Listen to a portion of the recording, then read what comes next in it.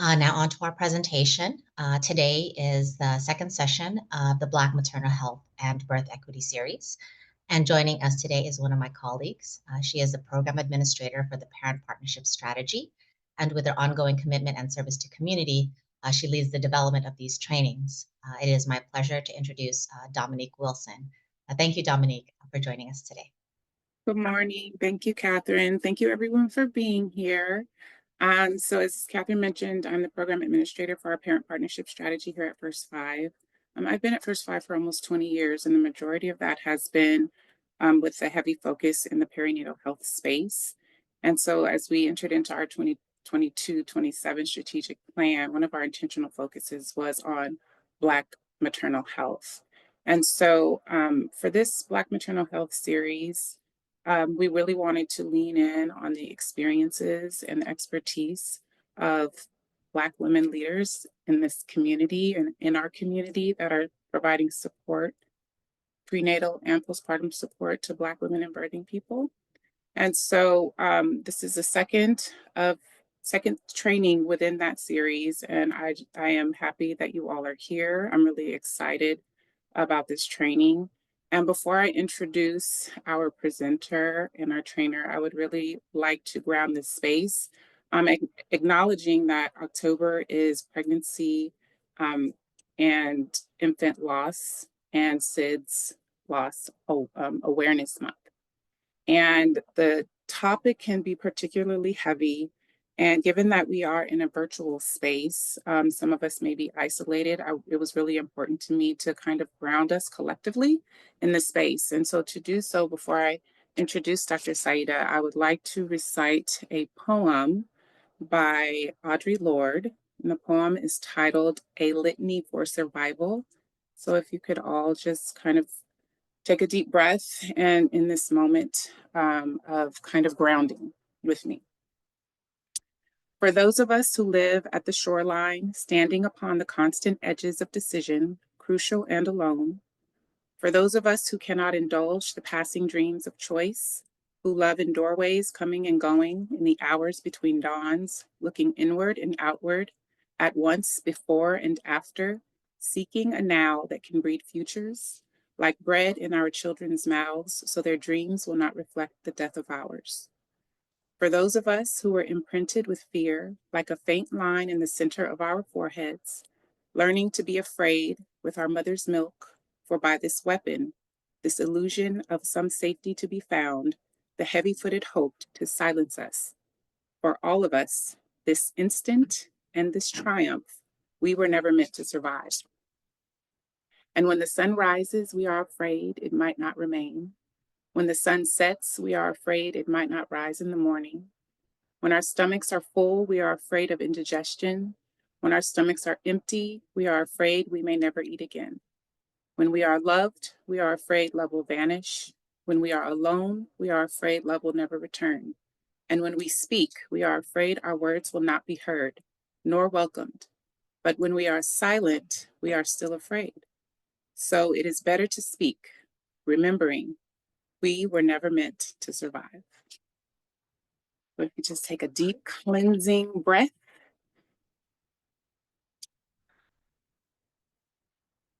Thank you. And so it is with honor that I present to you today Dr. Sayida Peprah-Wilson. Dr. Sayida is both a psychologist and doula with over 15 years of experience in both fields. She specializes in multicultural psychology, trauma, suicide prevention, and perinatal mental health, and has practiced in community-based, in-home, psychiatric hospital and prison settings. An advocate for human rights in childbirth, she's a member of the Black Women Birthing Justice Collective and a movement partner with the Black Mamas Matter Alliance, promoting research, education, and community-based services to positively transform the birthing experiences of Black families. Dr. Sayida is the founder and executive director of the nonprofit organization Diversity Uplifts, Inc., whose mission is to improve the well-being of women, birthing people, children, and families, and increase cultural competence and humility among providers who serve them. She also currently serves as a member of the Department of Healthcare Services Doula, Medi-Cal Stakeholder, and Implementation Workgroup Community Communications Advisory Team. So without further ado and with honor, I welcome Dr. Sayida. Thank you so much, and good Thank morning, everyone. As you can hear, my voice is a little raspy. I've been like nursing a cough. I feel well and very energized, but I just have this cough. So I will mute myself on occasion. I've got teas and a few things to support, but if you'll have some grace with me, I'd appreciate it.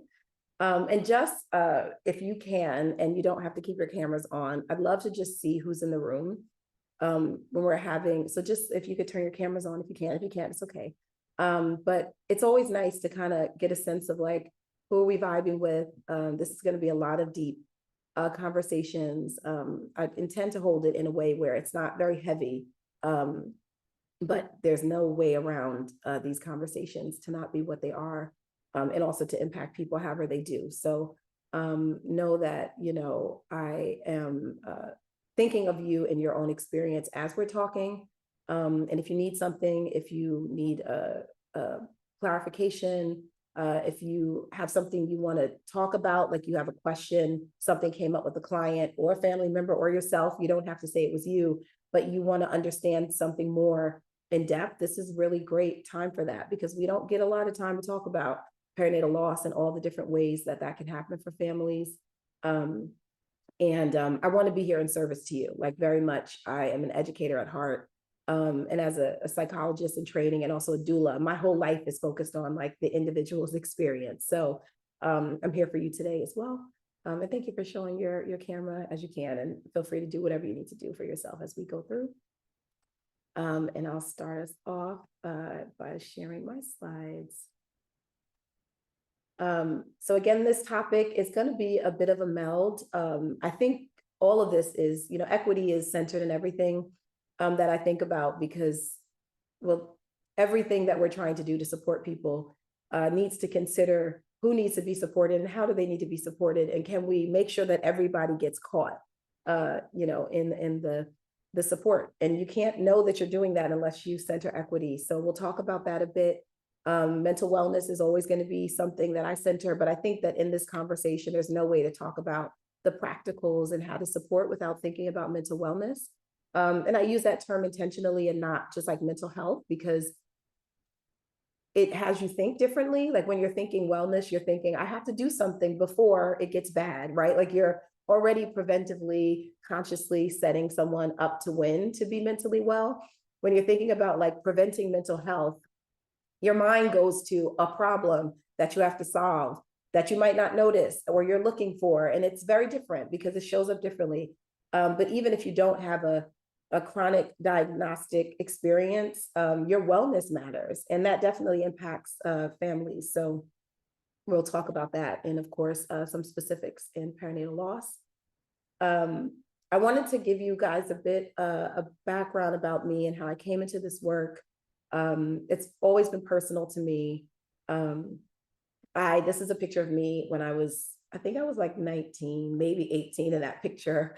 A friend sent it to me a couple of years ago, and I was like, wow, like, thank goodness that, you know, pictures exist, like to even remember a memory that was that long ago, because it would have been my 20th homecoming this weekend of college.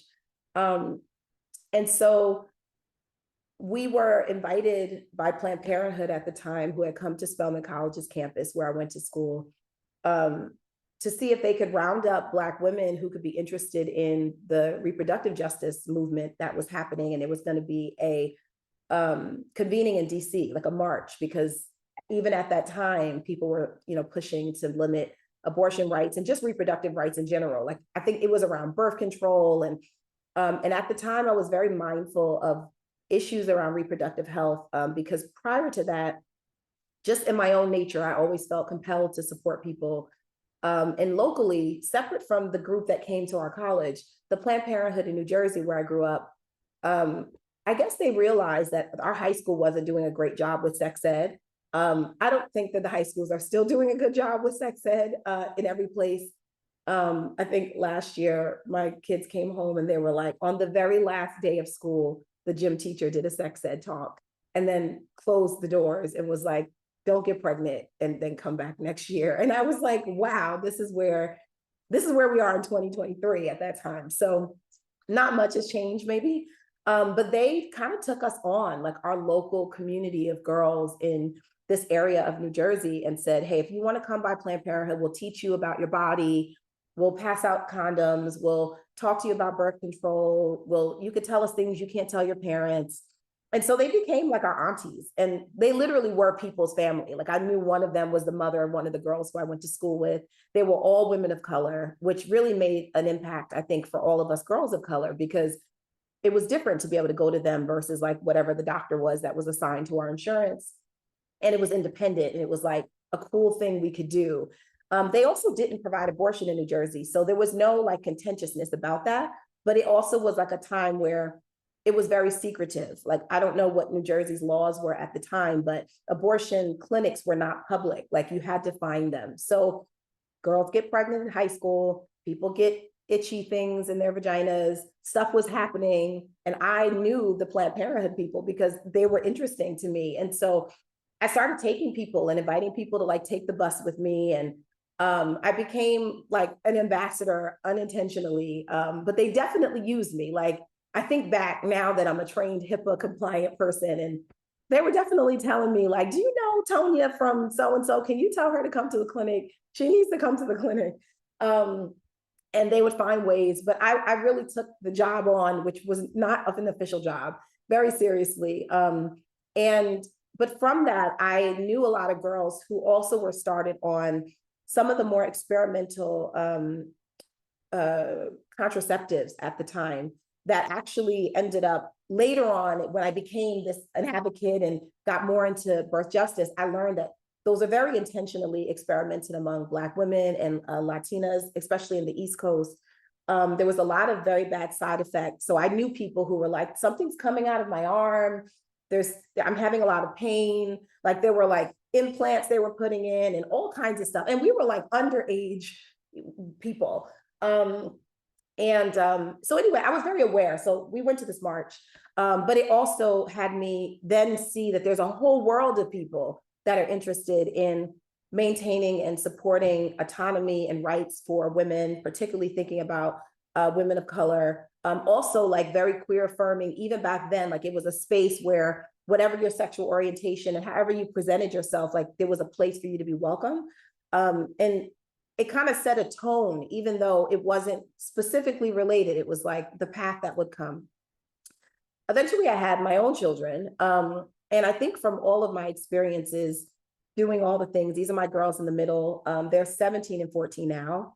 And that's the naming ceremony day of my little one, who was born that big. She was 9 pounds in a home birth. The other one was born in a hospital, both with midwives. CNM's the first one, and LM at home.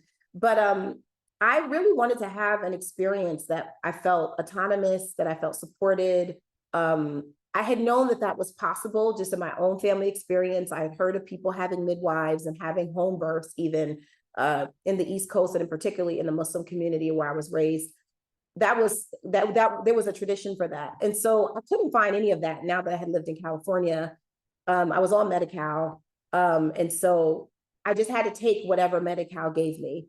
And I found my way to a midwifery group at a local urban hospital in Los Angeles, who took me on. And eventually I found a doula that somebody recommended me. And I didn't know what a doula was. But by then, in addition to like taking people to abortions and taking people to the clinic, when my friends did get pregnant, I was their doula, but I didn't know what a doula was. So I was there, I helped them breastfeed. I don't know how I knew to do that. I mean, my mother breastfed me, but it was just like, I had seen it in the community and I would watch videos. So I was this like lay doula for years before I became a doula. But once I had my own doula and saw like the whole ministry of being a birth worker, I took it on. I got certified as a doula at that time, started to go to trainings and conferences and like started my world. And so that was in 2010 when I finished my like certification and training. But I was in my doctoral program for psychology. So I was still a graduate student in psychology. And when I became I graduated my doctorate in 2011 and started working full-time as a psychologist in different ways. I was always a doula. And so people at my job would always know that I'd be off doing a birth. And that was like my vacation. It was like, I'd be off doing a birth whenever I had births. And so I had this life that was doing both at the same time all these years. And eventually came into the birth justice movement formally when I found Black Women Birthing Justice. And that's up in the Bay Area. They're centered in Oakland. And really realize that, first of all, that there are other Black women who have dedicated their lives to supporting Black women in their birth autonomy and their experiences. But also, you know, it became a village for me to like have my own crew of people that we could celebrate this joy of supporting people, but also collaborate really intentionally around getting the voices of people in the community, what their experiences are in the maternal health system, and making sure that the higher systems, the governments, the policymakers, the health plans, the health system, public health, could know what they were experiencing and help shift the experience for them, like at a systemic level, outside of just doing that one-on-one direct, which as many of us do, it's also very intense and you're only one person and eventually you can't support everyone.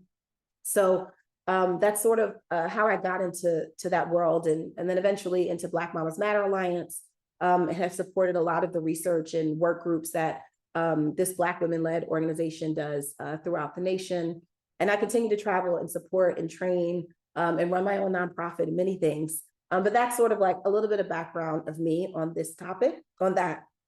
What I want to say about my experience with perinatal loss as we start this is that while I personally haven't experienced perinatal loss in my own body, my mother experienced perinatal loss as a child, which was deeply impactful for me as a child. Like I was very aware of that as something that can happen, and all the things that we'll talk about that can happen with a person, you know, just the emotions and not having support logistically for what's happening to your body. And there are all different types of losses. And so everybody has their own experiences. But it was something that was always in me to be aware of, where I find that people who haven't had a personalized experience, if it's someone close to them, they may not even consider that that's something that can happen. I've also supported as a doula a number of people who've had different types of losses, people who are going through fertility journeys, and have had many years of losses, and working with them just through the like endurance of that emotionally and still trying to achieve their goal to have a baby. Ultimately, in that case, that family was able to have a baby last year, and we were going to make it work. By that time, they had moved to another country in between, and then eventually moved to Reno. And I flew myself to Reno to be at that birth because I knew what it was for them to have this baby, and just to be able to support them in this process after the plan for me to be their doula started 7 years before this baby was born. And it took that long to get there. And I've also supported in a stillbirth. So we'll talk about that a little bit more when we get to those topics. In addition to that, doulas that are part of the mentorship and trainings that I help facilitate with other birth workers. We have losses in our programs. I support a number of community doula programs, and we walk through those journeys with the doulas and with families at times together. So feel free to ask questions if there's something practical that comes up for you that I can support with. Okay, I want to know a little bit about who's in the room, just mostly at this moment, your sort of background. So I think there's a poll that is going to pop up, and just so I could see who joined us today for this conversation. It's almost looking even. Other is winning, so now we're going to have a conversation about who the others are, which is great. But family advocates pretty high. Home visitors. We got some mental health. Healthcare providers, direct service, preschool, supervisors. All right, if you don't mind either putting it in the chat or coming on screen, who are the others? What is your role? If you would mind sharing.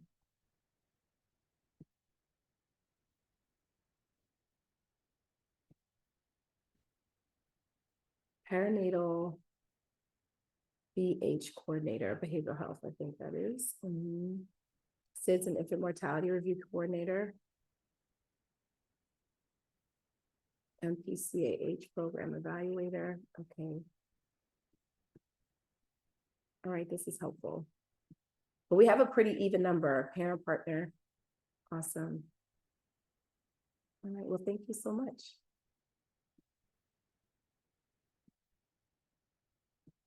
Okay, so I'm gonna stop sharing the poll.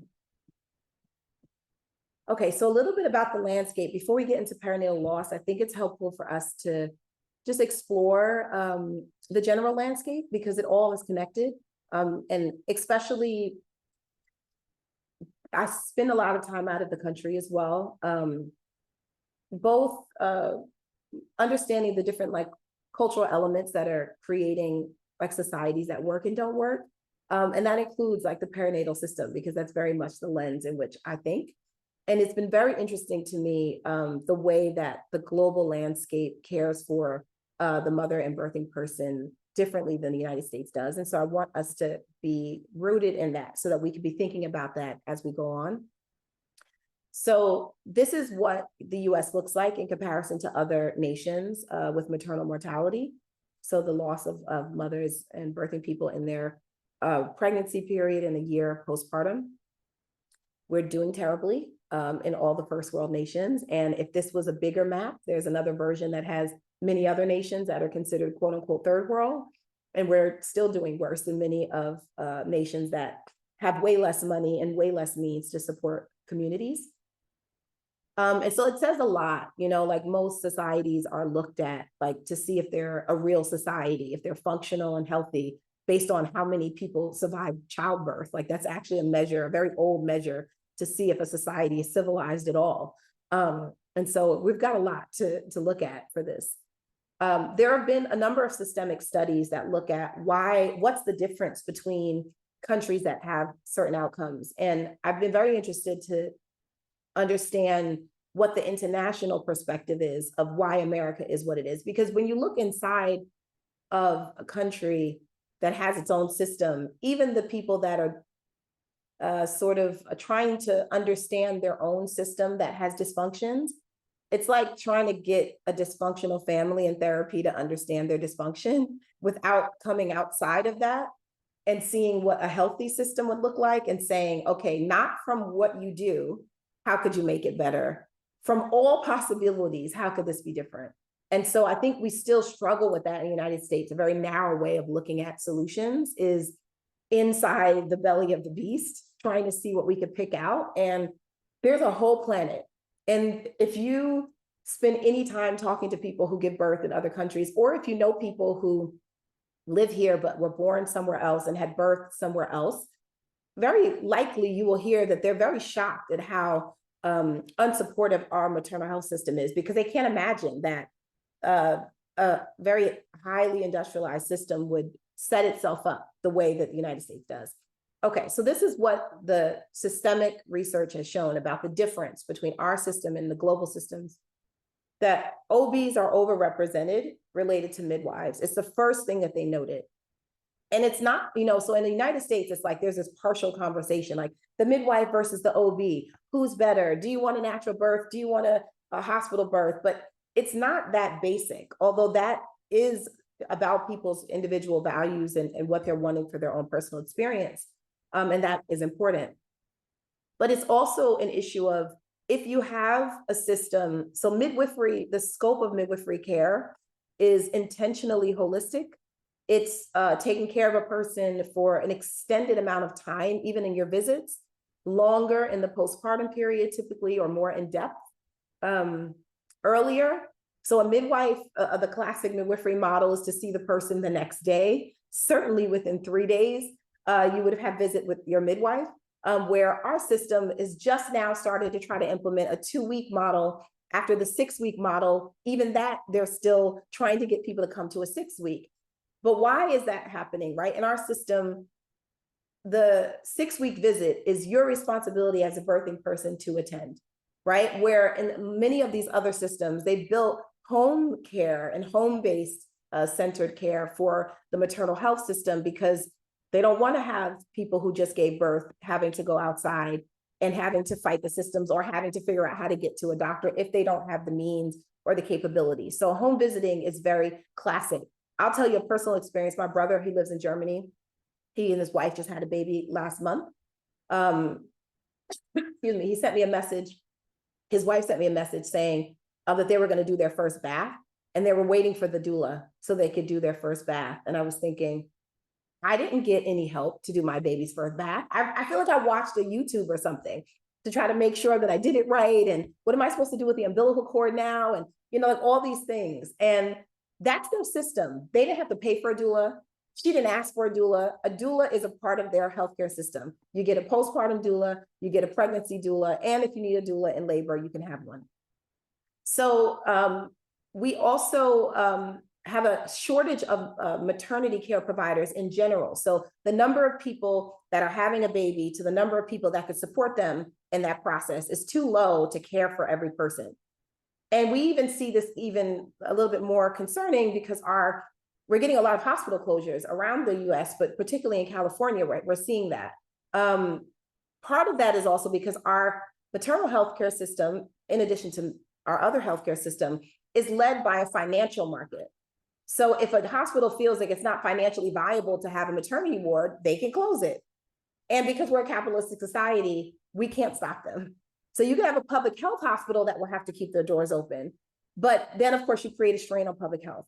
So all of this is something most of these countries would never allow. They're like, the health of our most vulnerable members and our earliest born members, who are going to be the future of our society, has to be set in stone. So in addition to having really intentional care that's free, that's accessible, that's led by providers that are intentionally holistic, and also supported by OBs and MFMs and other specialists when there are high-risk cases, those OBs and MFMs and those that are in that genre are able to care for the patients that need that level of care. And everyone else who can have a midwife has a midwife. And in a general population, the majority of people are within the realms of the services of a midwife. They don't risk out, or they don't have enough risk to need to be overseen by a surgeon. But in our system, this is how it's been built. It's been built with doctors as at the helm. And because we can't control how many doctors come into our system, we also make doctors have to pay for their schooling. So they got to take loans. So some people say that costs too much. You have really high insurance for OBs and midwives. So a lot of people don't choose obstetrics, and even less people are starting to choose it because now we've got a scenario where obstetrics also is related to needing to terminate pregnancies when necessary, which now that job is scary for people in certain states. So we have less people going to school to become OBGYNs, and we need our OBGYNs, and we need our midwives, and we need all the folks. So we've got a very tumultuous provider scenario that in and of itself doesn't support enough people. So what we have is people have to wait too long to see a doctor, or they only have one choice of a doctor who actually doesn't have enough time or isn't a good fit, et cetera, et cetera. We also don't have a guaranteed paid leave. So people, after they have a baby, have to go back to work. Labor, pregnancy, postpartum period is increased by stress because of financials. In all of these countries, there is a stipend when you're pregnant and you're postpartum. If you're lactating and nursing in any way, expressing milk, you get a stipend for your baby to continue to do that because they know that that increases the outcomes of better infant health. And so, and on top of that, everybody gets it. And it's not based on whether or not you have enough money to have an insurance that cares enough for your care. Whether you have government insurance or private insurance, and of course, many of these nations have universal health care, everybody has equal care. And we're going to talk about equality and all that when we talk about equity. There is systemic racism in many places, and we do see a disparity for people of color or immigrants in those nations. It is still not comparing to the disparity that we have in the US. And then we know the United States in general has a higher level of maternal mortality. California does better than the rest of the nation, generally speaking, but for our Black mothers and other folks that are in disparate groups, so our indigenous populations in California, our Pacific Islander populations, like we have outliers where we're doing worse even than other parts of the country. I always want people to know, so I sit on the Maternal Mortality Review Committee. I call it that because nationally that's what they call it, but we call it pregnancy-associated mortality review here. And I actually get to hear the events of losses in pregnancy and postpartum. And so I understand something intimately that I always want to lift up, which is that it's very rare. So as much as we're talking about maternal mortality and we're going to talk about infant mortality, these are very rare events. And I think that we need to start talking about it more directly that way, because people, frankly, are very afraid to be pregnant now. And the more we're like in this work of supporting, particularly with Black women and birthing people, there's a lot of terror. And it concerns me because you need to actually have less fear to have better outcomes. And so I want you all to have this conversation framed in that, you know, the death of a pregnant person is rare. And that's coming from our CMQCC, who oversees all of our losses.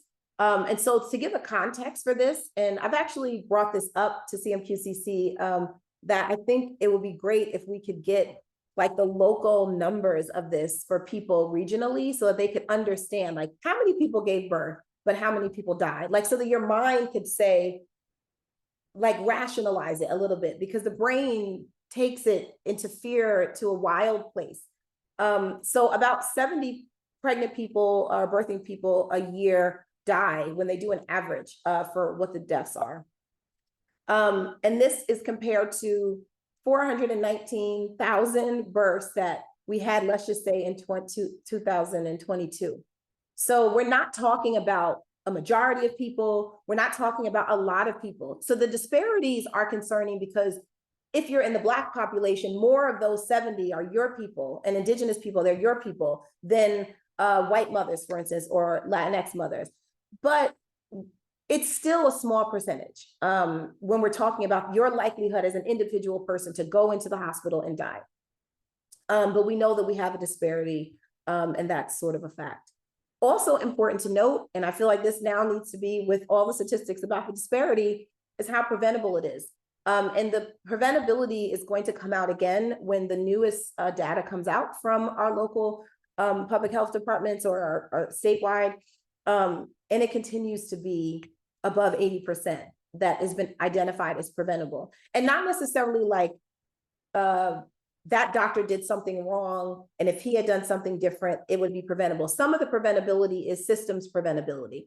If this person had childcare and could have stayed, let's say, at the hospital for a week like they needed to, rather than going home because they didn't have anybody to watch their kid, they might have stayed, they might have survived. So there are sort of the social determinants and the life scenarios of people who are pregnant and postpartum that are considered. Just sometimes people are like, well, how are people dying? We're talking about heart disease, cardiovascular issues.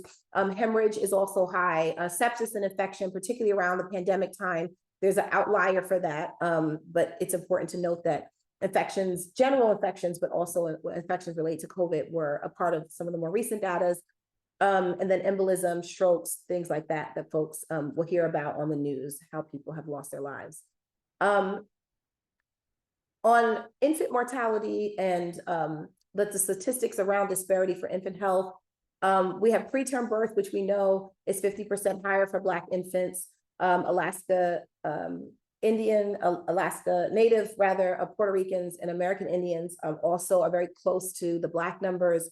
And depending on, you know, like I'm always concerned about, like, the statistics are not consistent among indigenous populations because they're not always tracked in the same places where everyone else is.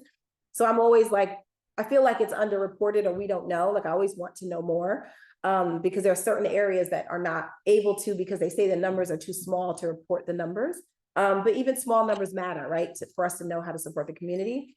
Infant mortality also is 2 times higher. And I always want to let people know that if you just think about if a baby is born too soon or too early, then they're more likely to have a demise. One of the things that's protective of losses just globally, it's why, you know, breastfeeding and lactation has always been a recommendation, is having human milk being given to babies, especially if they're preterm. There are lots of programs where they provide that if you have Medi-Cal and things like that. And the reason why is because it has a lot of health benefits. And so to have a population that also breastfeeds under the rate of other racial groups, I always like to put these slides together so we could think about how this also is a protective factor if we can increase, which we have been increasing lactation in the Black community across the board for many years recently, and especially in California. We know that we can kind of curb some of these impacts for our infants, and it's something for us to think about as preventative and hopeful. And on these, as I end with the disparity conversation, I want to just note that it has to be really clear in our minds that when we're talking about the racial differences, we're not talking about biological differences and genetic differences.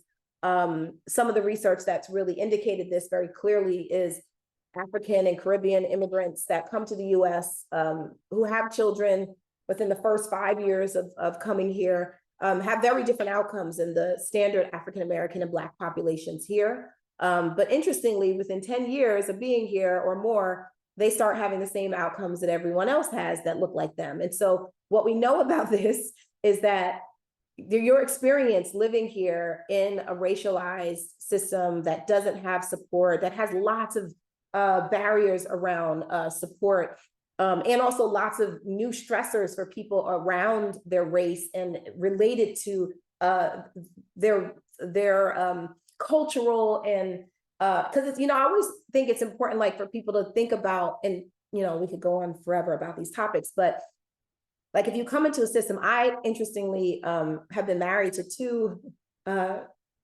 foreign-born Black people. My ex-husband is from Ghana, West Africa, and my current wife is from Trinidad. And I say current wife, she's my only wife, and that's it. It's interesting watching their experiences because they both came here, you know, new as an adult. And so many things that you don't realize would impact you or do impact you as a person of color and as a Black person until you're coming into this system with a different lens. And so I've really been privy to see what microaggression looks like if you would notice it. Because honestly, if you've lived here all your life, there's some things that are microaggressions you don't even notice anymore. It's just like, that's just a stress of life, you think, and you realize, oh no, this is actually a racialized thing. And so those things really weigh on people, and there's all kinds of research around weathering, et cetera. And that's another topic, but I just want us to understand that in addition to people treating people differently because of their race, people also have different experiences as people of color, and that impacts their experiences. And I'm going to pause because I saw things moving in the chat. I just want to make sure there wasn't a question.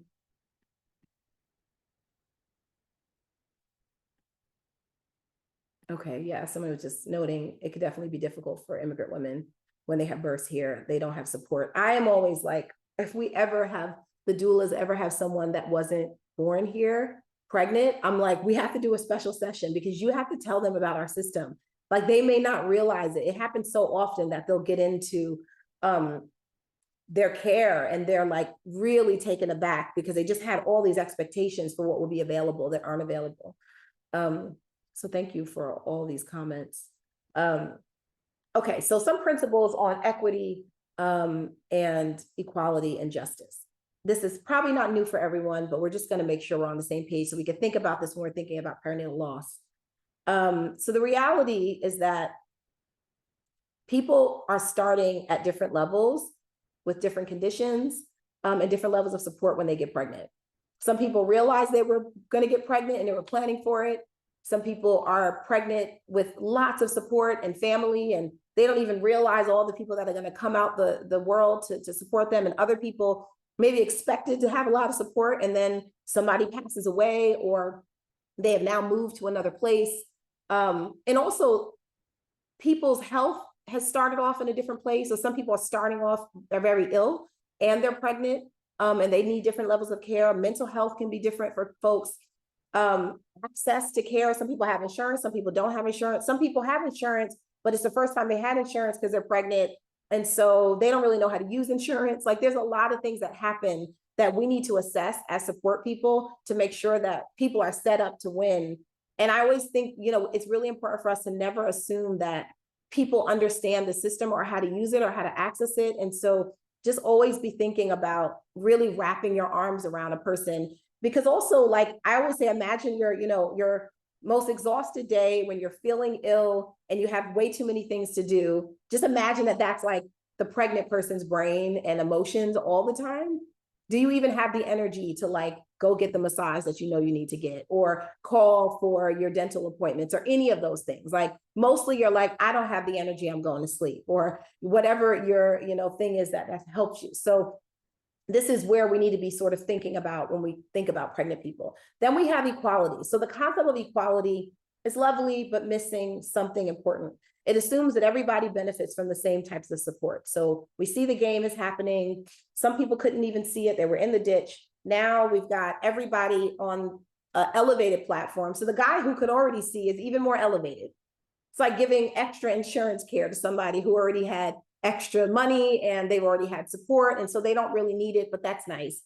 Then it helps other people access things. But sometimes even giving the same levels of care don't actually make it so that everybody has what they need. So if we think about this with, support around, families and in labor and delivery, and I think about lactation. Okay, so we're going to add a lactation consultant in a hospital. We're just going to add that person. Now, everybody has access to a lactation consultant. Is a lactation consultant culturally competent? Are they speaking the language of everyone? Does this person know how to receive this kind of support once they leave the hospital? Everybody doesn't even stay at the hospital the same amount of time. I mean, there's like so many things when you start to think out. So I actually like to, when we're building programs, which we do in our nonprofit, and I support people in different ways, like think out, who are you missing every time you think to build something? And when we're thinking about this around perinatal loss, as we're going to get into all the different types of perinatal loss, I think people get caught up in like one or two scenarios of loss that they don't think about all the other things. And so we'll get to that. Equity, this assumes everybody gets support that they need. And so this is a concept of affirmative action where you're basically producing equity by making sure that the people who don't have the thing that they need to see the baseball game, for instance, have what they need, but you don't need to lift up the people that do have it because they're already accessing. So the idea is you're focusing on what is the outcome and not just what is the offering. And so if the outcome is, we want to make sure that everybody who has a loss has support. The way that we would need to build that is we need to think about who are all the different types of people who have a loss. Okay, now all those different types of people, what kinds of levels of support might they have as baseline and might they not have? Where might they live? All these things. And you sort of go down like as a group, or as just the organizational leaders thinking about it. And as individual providers, when you're doing your assessments, these are the kind of things you want to be thinking about. And then justice, this would be an ideal scenario where there are no barriers. Everybody has access. Everybody can see the game. You don't have to prop anyone up because you didn't create barriers that made it impossible. So I'm using healthcare because this is an easy example and it's related. So all the barriers to getting insurance, making sure the insurance stays current. Then you got to make sure you have the right coverage. Then you got to make sure you updated your financials. Ooh, but if you forget your financials and you don't turn in to the mail, they'll cut you off of your insurance, but you still could get sick the next day. And now you've got a bill. You can turn in the bill if you get your insurance recovered, but then you've got to figure out how to get to the post office. But what if you don't have a car? And what if you can't read? Like the whole thing creates a barrier. If you have a system that has no barrier to healthcare, you walk in, all you have is your ID, you live in this country, you walk into any health system, you get care. It doesn't matter which insurance you have. You don't need to wait in the waiting room for them to see if you're covered. This is an example of justice versus equity versus equality. In birth equity, what we're talking about is the assurance of the conditions of optimal birth for all people, with a willingness to address racial and social inequities in a sustained effort. And this includes individuals that are having losses because they're still a part of our birthing community, or, you know, we consider them to be a part of our birthing people.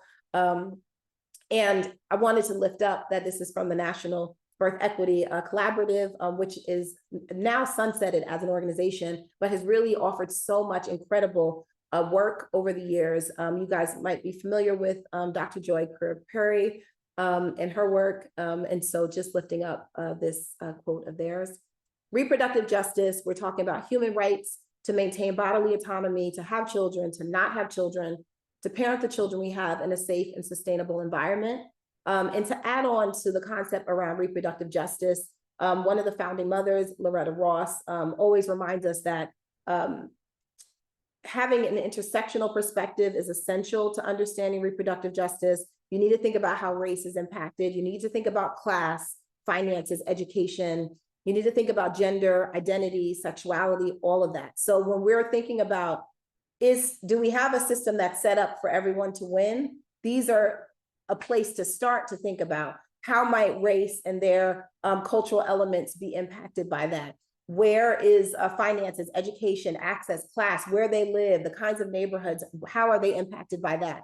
And whether or not their gender is a factor, and whether or not access is also a factor for them as well. Okay, so I'm going to pause there. Any questions before we get into prevalence and specific experiences of perinatal loss? I've seen heads nodding, and I feel like those that I can see are moving along. All right, just checking in. Okay, so when we're talking about prevalence, I want to go back to the global perspective because I think it's great to kind of look outside first.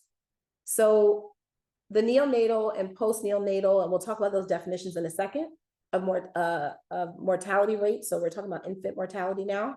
The United States is very high in comparison to its other first world nations. Very concerning, still concerning for maternal mortality and also concerning for infant mortality. And you see the rates of differences. We still have a disparity in infant loss as well for the Black community, followed by Native Hawaiian and Pacific Islander, Native American, Indigenous folks, etc. So we're seeing a very similar pattern of disparity for infants as we see for mothers and birthing people. And so just kind of level setting where we're at with that. Okay, so I never want to assume that people have necessarily come into contact, although I think many of us in this work would have by now come into contact with people who've had different losses. But I do want to go through the different types of losses that people can have and see if you have any questions about these stages, because this is the part where when it comes up, it would be great that it's not the first time you've ever heard of these types of losses, or you have an understanding of sort of the mechanisms of them. And I'm not a physician, so I won't be able to go into too much medical on that side. And maybe if there are folks in here who are from the medical world and you want to add something, you're very welcome to. I'm coming to this from the side of how we can support emotionally and practically for people in these experiences. I also want to say, you know, as a way to like protect our heart and our mind and our emotions as we go through this, I always think for myself, because I'm in a lot of conversations about trauma often. And to do this work, I think it was in my bio, but, you know, I've worked in the prison system. I've worked, you know, in psychiatric hospitals. I've worked with people, lots of people on their very worst day of their lives. In domestic violence shelters as the person to receive them immediately when they come in for their emergency. So many scenarios where people are at their hardest time, and also holding the hand of someone who knows that they're going to have to deliver their baby, who won't breathe when they come out. My ability to prepare myself to support people is like, I consider it to be a sacred honor for myself. It is hard to hold that, especially if you have your own triggers and you have things that aren't healed for you around your own experiences, or you've had experiences that have never been able to be processed. So I do want to say, I encourage, if you realize, like in this talk or afterward, that you've got stuff you want to process or questions you want to ask folks, do that work for yourself so that you can come to your next person that needs your support more clear and more available to them. And also, though, take this time that we're going to have today as, you know, like I always feel like if I can know that I'm intellectually and emotionally preparing myself for someone else, it sits different than I'm listening to this, imagining myself in that seat. I'm not asking you to do that today. And I really want to encourage you to keep yourself in a space as much as you can where you're thinking about all the clients that you've ever served, anyone that you could serve in the future, a family member or a neighbor that you might know, because it'll keep you in a place where you can hold this a little bit more than sort of like getting into the heaviness of it. And that's sort of my psychologist recommendation for managing our emotions in this difficult conversation. So a miscarriage, and these definitions can be helpful. And I'm going to say too, sometimes like numbers don't matter, but these numbers are kind of important. So you don't have to, I mean, you can write it down and you guys will have access to, you know, the highlights of these slides. But interestingly, a lot of patients will come in and clients will come in and they'll say, they told me that because I'm only this many weeks pregnant, these are my options.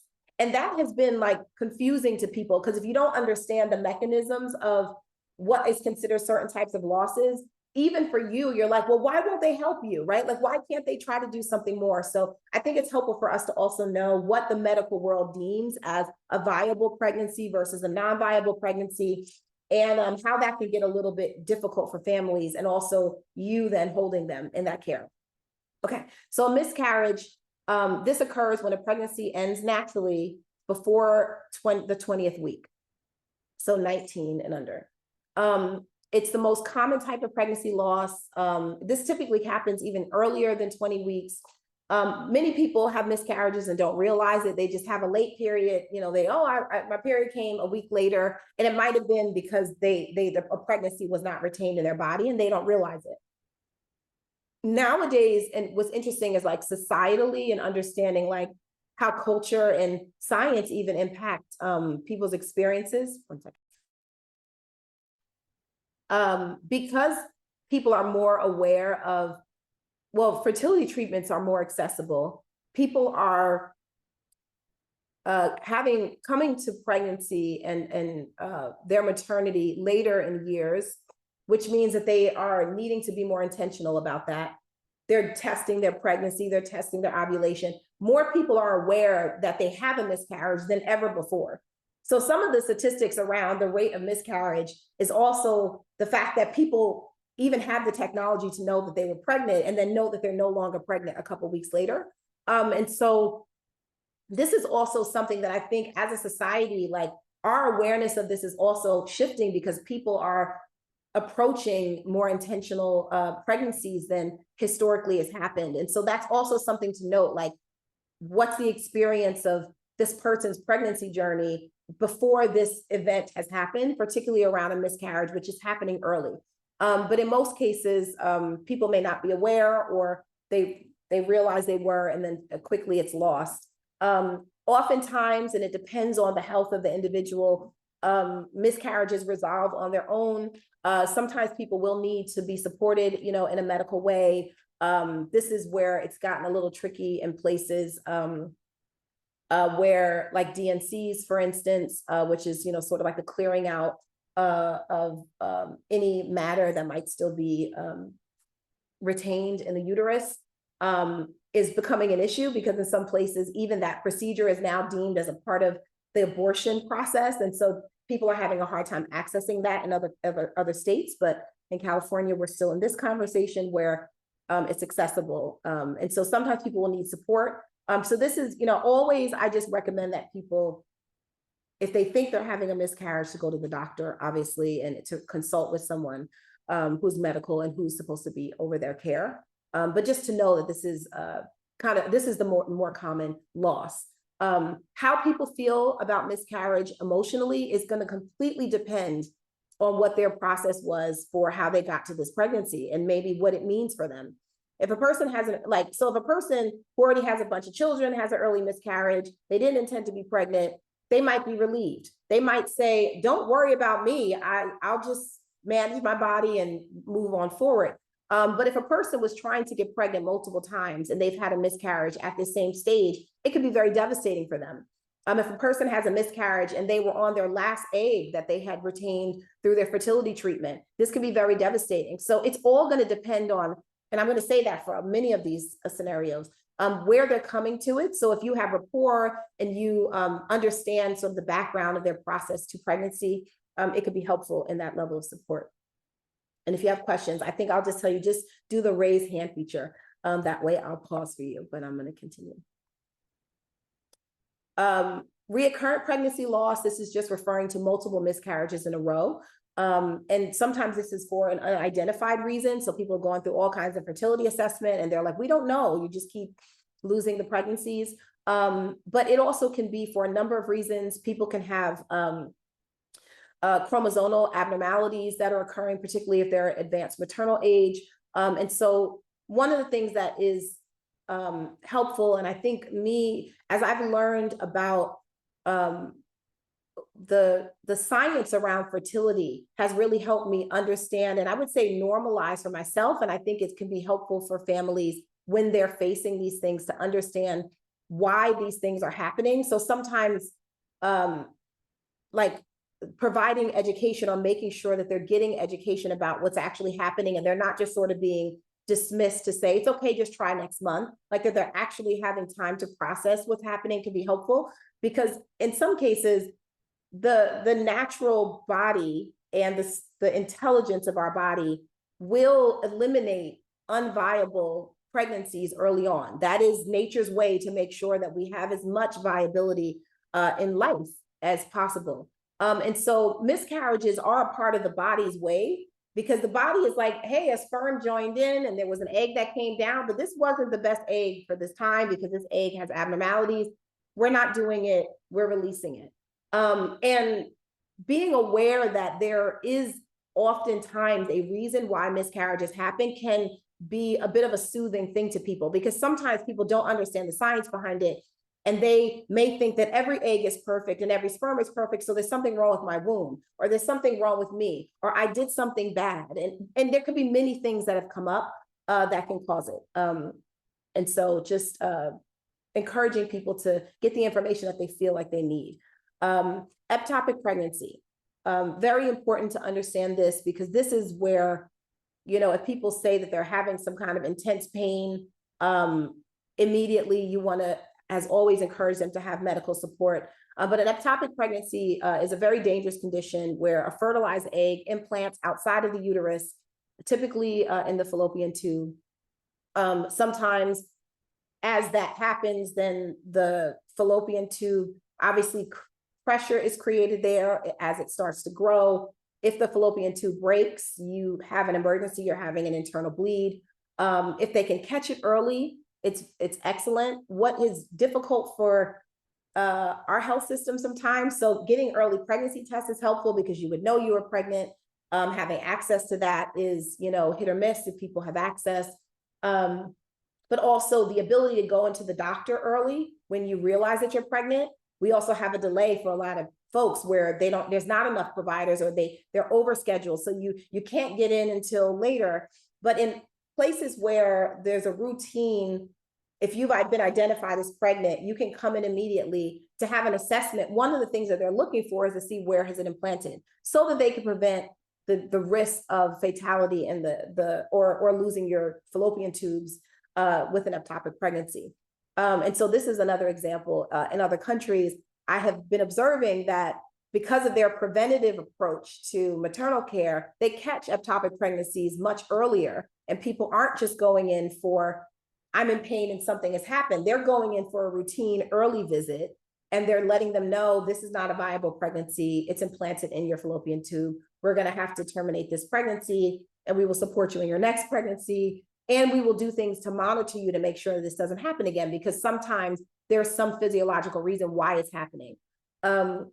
So just very important to sort of be aware, and we're going to see a video a little bit later that talks about this type of loss, and we can share stories later as well, if you all have experiences with clients who've had this or anyone else.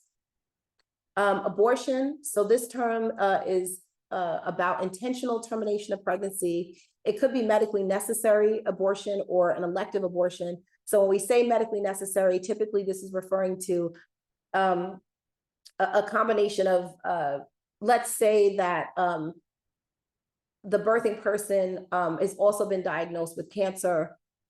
They are known that they will not survive a pregnancy. They can't both do treatment and have a pregnancy. There could be a termination, for example. There could be something critically wrong with the fetus that requires termination. And also people can say that they don't feel that they can care for or complete a pregnancy at this time in their life and choose to release the pregnancy. And so if folks are not aware also of the different types of abortion, I think that it would be really a good place to start. You know, I'm always thinking like, if we had all day, we could talk about many things, but this is an area where I feel like people could really benefit from educating themselves more about the different types of abortions, because when people do need to have an abortion, whichever type and for whatever reason, it's helpful to understand, because if you're in the role to support them, for instance, if they're given medication and they need to take it at home, it's really a self-managed process, and that can be scary for people. And they may want to call on their support people to support them. And if you don't know about medication termination of pregnancy and anything about the process of it, you may not be very helpful in supporting or even being able to encourage. And also, obviously, surgical abortions, which most people are more familiar with. Yes, Dominique. Hey, Dr. Sayida, I have a question around, particularly now with all this that's going on with Roe versus Wade, and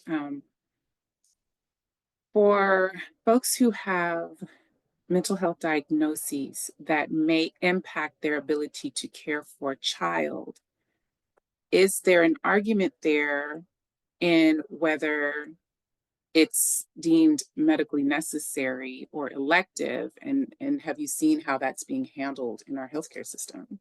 That's such a good question. So I have not heard that that is been received in states where they are banning abortion as a reasonable reason. Moreover, even the case of a person who has cancer, who will not survive if they continue the pregnancy, those are not being considered. Like, it's a pretty strong, under no condition, even if it's your father's child, right? Like, incest is not, like, there's like a lot of places where there are no exceptions at all. And so unfortunately, mental health is, I have never heard anyone bring that up. Like, that's so far down the line of what people even feel like they could argue, because of how, I don't know if it's low or high the bar has been set for what they're allowing. Fortunately, in California, we're not facing that in the same way. What is important to note, though, is that we're getting a huge influx of people who are coming to receive care here. So it's very possible that our systems, our public health systems, our support people will need to be supporting, or will be asked to support people who are coming from other states. And I think one of the things that I think about on a like human rights and justice-based perspective is like, who gets to say what's medically necessary and what's necessary and not. And I think a lot of these terms, they're practicalized, you know, for legal purposes. But as we think about it internally, I think I am speaking of it more for people to understand the pressures that people have, right? So people can have both a internal pressure and a life pressure and a societal pressure from their conditions about whether or not they can maintain a pregnancy. And they could also have the pressures of a medical mishap or a challenge that is also on top of it. And so,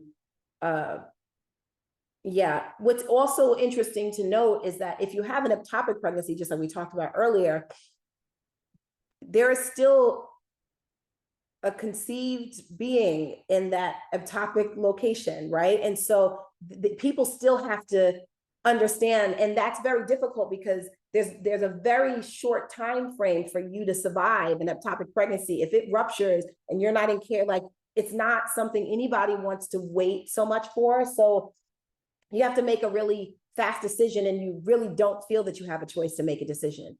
Like it's pretty pressured. And some of these scenarios get to be like that. And so this is why we're exploring it, so we could just be thinking about all the ways that this can show up for people in very different ways. So thank you for that question.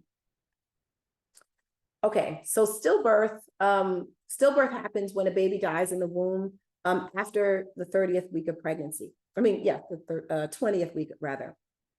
So we're talking about 1 in 175 people. So this is way more rare, where when we're talking about miscarriage under 20 weeks, we're talking about 1 in 10. And many people maybe not even realizing they're pregnant when that's happening, because it's so much earlier. So in the early weeks with miscarriage. With stillbirth, we're talking about a very strong range of people who are from 20 weeks all the way till term. And where people are in that frame also is going to impact their experience, how they're psychologically connected to their pregnancy at that time. If a person, in the case of the individual that I supported many years ago, we were at full term. I was waiting for her call to go into labor with them, and they received a visit, when they had their doctor's visit, that there wasn't a heartbeat.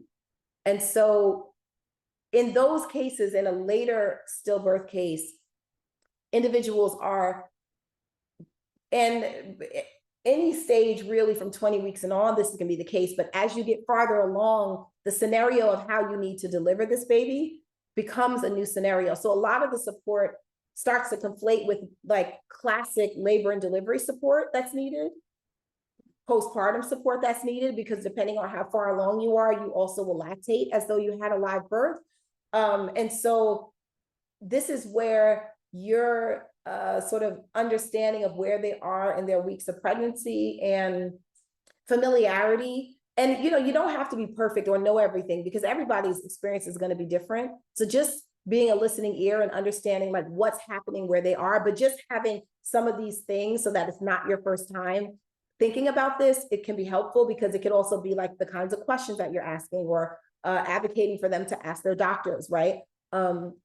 It's always like really concerning to me if people are at the end of stages and they know that they have to go into a hospital to deliver a baby that won't breathe, that there's no conversation with them about what's supposed to happen after.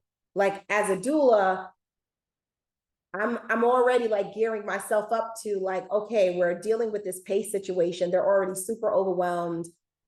And as soon as the baby's released, there's other things that are going to happen. Their family's going to have to get activated. There are requirements for, depending on how far along the pregnancy was, for them to name the baby, to have a funeral, to do like death certificate. Like there's a whole process of things that people are not ready to activate emotionally around. And so this is where I always think like, wouldn't it be amazing? And we're going to create this. Like, I think all of us, as we're thinking about this more in systems where it's possible, to create a whole wraparound for these families when they have needs that are beyond, like they could just call a number and somebody else can help them schedule the funeral and talk to the family and see about paying for services that they might need and things like that. But we'll talk about that in a second. Okay, a neonatal death. So this is now getting into the terminology that's used around when babies die after they are born. So stillbirth is the loss of a baby before it's born. Now we're going to start talking about the loss of a baby when the baby was born alive. Okay, so neonatal death, the loss of a baby within the first 28 days of life after the birth. So we're talking about this shorter window, first month. This is distinct from stillbirth, as I mentioned. And then we have infant loss. In general, this term is used as the death of a baby within the first year and after that 28 days of life. So it may not even come up that someone's going to term it a neonatal death or an infant loss. But if you heard that term, you could know they're referring to like very early stage loss versus typically a baby that was taken home and has passed away. But obviously that can be different because in the NICU, you can have babies that are there for longer. Okay, so somebody had mentioned that they're a part of the SIDS, a committee locally where they are. We have two terms that people will hear about, SIDS and then SUID. Sudden infant death syndrome, a type of infant mortality that occurs when a baby dies suddenly and unexpectedly before their first birthday. So these are all underneath the infant loss category. And then the sudden unexpected infant death, this is an umbrella term for all sudden and unexpected infant death, but this includes those with known causes like an accident or an injury, somebody rolls over on the baby, for instance, or something happened where something was, somehow the baby interacted with the environment and the life was lost, but not intentional. I wanted to pause if anybody had questions about this, or if the person who's on the SIDS committee wanted to say anything about anything. Just wanted to pause for a second. And you don't have to, I'm just calling you out because I saw your note. Okay. People always want to know, well, first of all, like, why does any of this happen? Like, what could we do to stop it? And, unfortunately, there are often many unknowns around infant loss and perinatal loss. But we do have some information about risk factors. And I think it's really important to understand that risk factors don't cause losses. They just are things to consider and they impact them. And this is specifically related to stillbirth. Because as I mentioned, miscarriages tend to be more about a chromosomal issue or some kind of issue where it's not a viable pregnancy and the body is detecting it and releasing it versus sort of something else happening in the flux. Advanced maternal age has been noted as one of the concerns or one of the risk factors to stillbirths. Previous pregnancy loss, and that typically just indicates that there's some underlying potential, some underlying issue.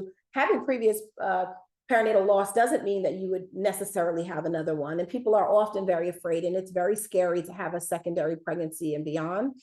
But people should know that many people have, viable pregnancies and births and parent after losses. Having medical conditions, co-occurring conditions always can create some risk for your whole body, and your whole body needs to work really hard when you're pregnant. And so anything that is not stable can be impacted, but also can impact the viability of the pregnancy. Drug use, and illegal illicit drugs, definitely. Smoking, marijuana, they note, and other things can be a risk. Alcohol, for sure, can also be a risk. Lower socioeconomic status, again, when we're thinking about this, why could that be a risk? We also know that stress increases, general risk of preterm birth and also the potential for losses. Having low income, having less education, which sometimes means that you have less access to make money, not always, but all the environmental things related to being in a high social determinants needs scenario can impact you. You could be in an environment that has lots of toxins. So we get into environmental exposures. I think about this a lot. I live in the Inland Empire where we have a lot of fires. And I'm very aware that fires are very toxic and can be very dangerous. And there's been some conversation recently about considerations for the level of toxicity that we have in this region so often, and for people to just be aware of that who are pregnant. So it's made me more aware even in my own world, and just encouraging people to get air filters and like be intentional about how we engage when fires are happening, because you may not be impacted by the fire itself, but the smoke, the ashes are on our cars. My kids' school playground was full of that, during those weeks that the fire was really bad recently. And so these are things to think about. Water, potential pollutants, all kinds of things are important. And the high temperatures, being overheated, not being able to be cooled down has also been something that they have said is a risk. And in California, we know we have high temperature locations at times. So something to consider. And then we talked about chromosomal issues. If either partner is carrying a chromosomal issue, that can mean that the body will not retain the pregnancy. Okay, so things that we can do to support folks. And I've been interspersing it as we've been going through, but I want to share some specific things. Be prepared to support them, just in general, like this training and thinking about this topic and taking it on as you feel you can. I'm going to give you a number of resources so that you can sort of delve into the world of supports and see what is available locally, what's available nationally. There are lots of things that are virtually available. I would recommend, and I'll talk about it later, but there's a podcast called Sisters in Loss. And Erica McAfee, been so fortunate to know her and her work over the years and connect with her. But listening to her podcast over the years has made me feel so much more confident to support people and to support the people who are supporting people who have losses, because hearing the actual story of people who've had losses is hard, but also it's real. Like it's in step for all the things that they've had to go through, the things that they did things to get over. And I'm gonna play a clip later so that we could hear some of her recommendations that she's kind of pulled together in a highlight. But I always want people to just be encouraged to take on this topic and other topics that you feel less comfortable with and less familiar, just bit by bit. Watch a documentary about something. Like, you don't have to overwhelm yourself and don't put yourself into a depression. But I have found that the more that I am aware of different ways of support and different experiences, I don't feel as way down. I can hear these stories. I can support people. I can hold the hand of our community support people as they're supporting people without feeling a lot of the vicarious trauma that would have been experienced early on when I wasn't as familiar. Like, it's not as much of a shock to your brain when you are over familiarized with it. And this is, in some ways, like the hazard of being a service person and on the front lines in many ways, is that you could say that you're becoming numb. But I don't feel that way. I feel like I'm becoming resilient, right? I'm becoming able to be able to hold anyone in any scenario because I can hold myself. But I did that work for myself to be able to do that. And so that's the first thing I want to say is like, do your own work for yourself so that you can hold. And if you can't be the one, let somebody else support them. Like, be honest about where you are with it, because you could have also had a recent loss. You could have had a triggering scenario that was very similar, or know someone that is going to make you biased and like a little bit too frantic or very pressured about something that you want to have their experience to be, and it isn't even what they're experiencing. Something else that I've also seen is that people who aren't as familiar can sometimes expect people to feel more emotional than they do. And then they like, oh my gosh, this must be so terrible. I know you must be feeling like this. And they're like, I'm not feeling like this. I just need to figure this out, right? So you just want to be able to be as reflective of what they're experiencing as possible. Definitely identify the stage of loss. So we talked about like all these different sort of markers. And again, you don't have to memorize it, but it could be helpful as you're like with folks. And if it comes up and you're like, well, how many weeks pregnant was that person? And you're like, oh, okay, this is important to know. It also helps you tailor your support to them. You want to monitor your own biases and triggers, which I was mentioning earlier. Provide culturally responsive support as much as possible. And I was in a conversation with someone the other day about the role of spirituality and like religious beliefs in loss, because I mean, I don't know that there's any time where people feel like they have to pull on a belief system to make sense of something that's happening to them as this experience. And if you don't know their religious beliefs or their spiritual perspective or their philosophy about life, you really won't be able to hold how they need to hold it for themselves. And you might unconsciously sort of try to project your own beliefs, and the things that make you feel better about it then maybe won't be helpful for them. And so just like a simple example is like, you know, maybe you believe in heaven and they don't have any beliefs about that in their spirituality. And so, or in their spirituality, if a particular thing didn't happen to their baby in a certain time, they don't go to heaven. They go to an abyss and they don't know where they go.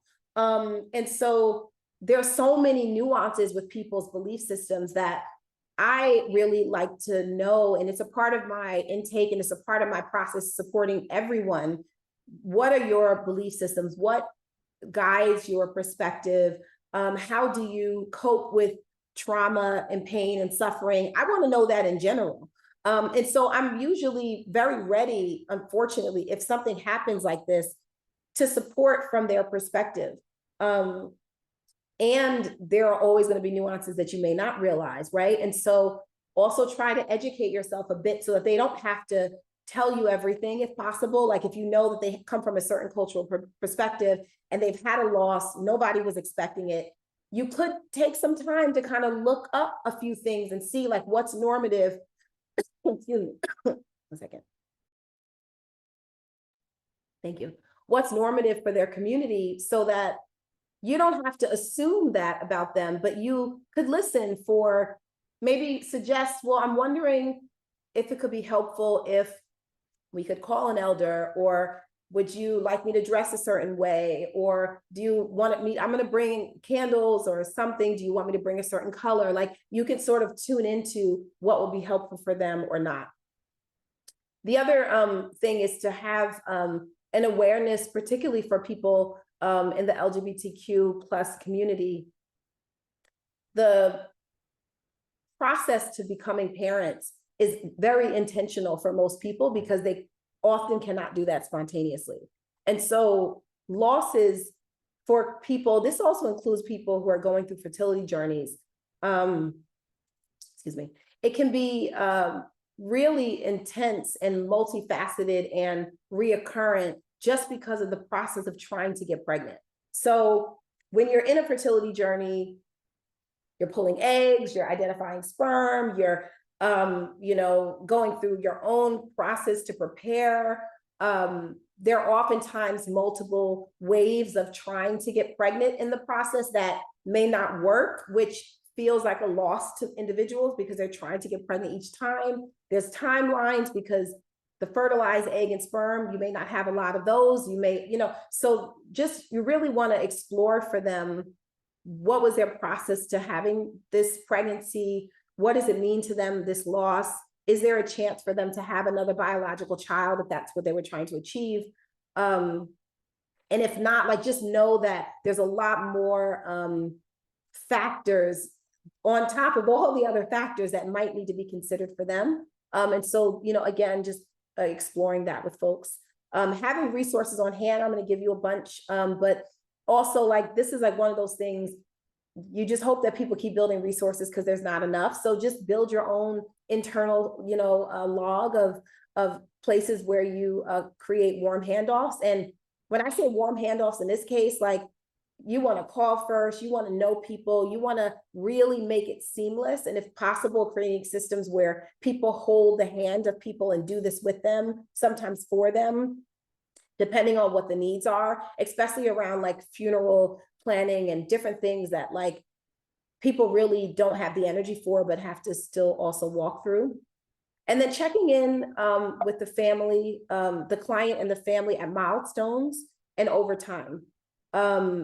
People don't forget that they've had a loss, but other people often do, or they won't bring it up again, or they're really uncomfortable. So depending on, and you could always check in with the individuals if this feels aligned to them. Talking, like reaching back to them on anniversary times, being mindful about Mother's Day and Father's Day for them after the loss, and maybe years after the loss, because if they didn't have another pregnancy, or even if they did, this could still be something that's heavy for them.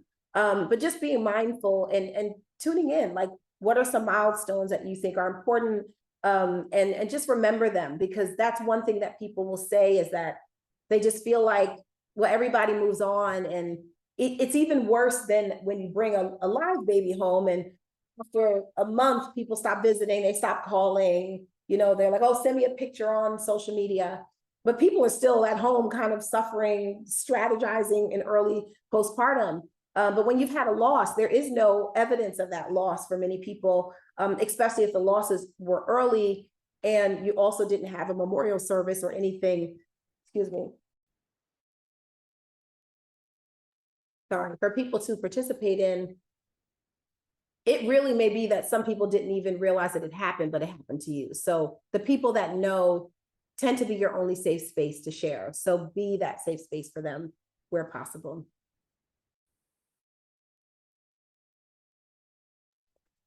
Okay, I'm going to pause there and see if we have any questions or thoughts.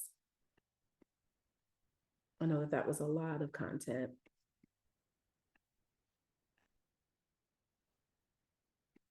Y'all are good so far? Okay. Mental health impacts and considerations. So one of the risks for postpartum depression, one of the first ones noted is people who've experienced perinatal loss. And that's true for all the perinatal mood and anxiety disorders. Having a loss, you're still within the general, you've been pregnant, potentially depending on how far along you were, experiencing various postpartum symptomology. All of the hormones related to pregnancy and childbirth and postpartum are in play. And on top of that, you've had a loss. And so very vulnerable population here.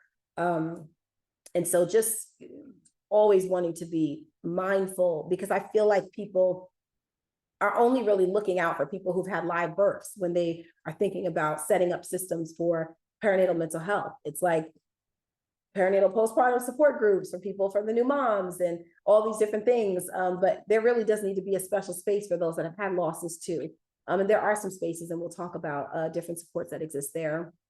Just a little bit about prevalence.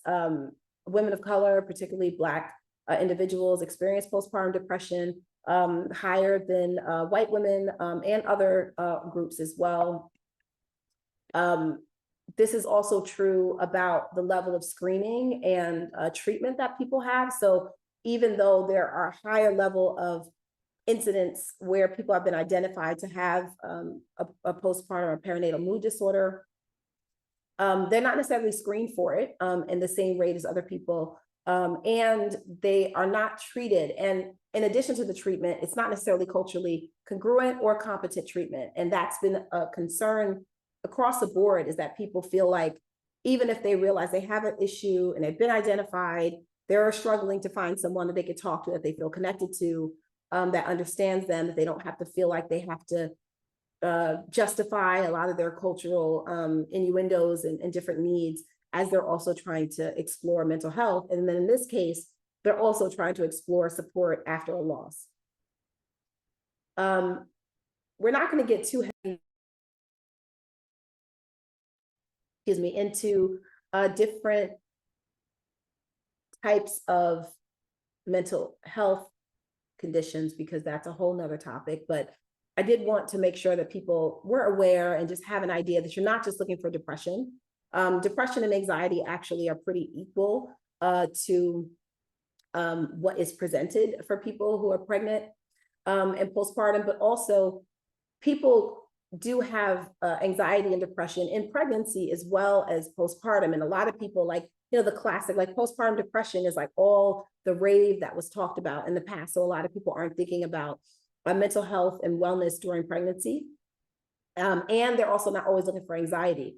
And anxiety, I would say, working in the Black community, you're gonna see a lot of times more symptomology for anxiety than you do for classic depression that you're looking for. Like if you're thinking, I can't get out of bed, I don't wanna go to work, I can't talk to anyone. A lot of Black women, you know, as we know from like strong Black woman syndrome and like the cultural